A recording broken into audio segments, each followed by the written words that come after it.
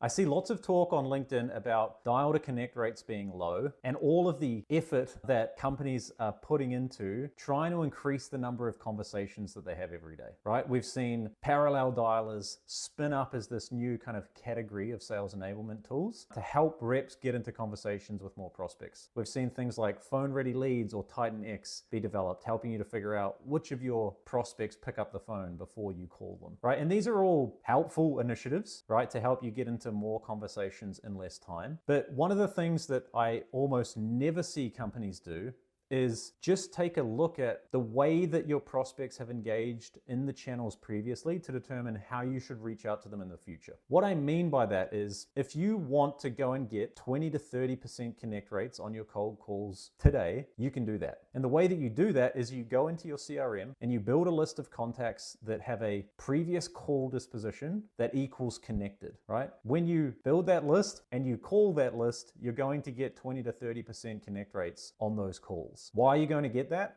Because the way that someone responds when their phone rings and they don't recognize the number that's calling them is highly consistent over time, right? You're either someone that takes those calls or you're someone that doesn't, right? This is the hidden magic behind Titan X or phone ready leads, right?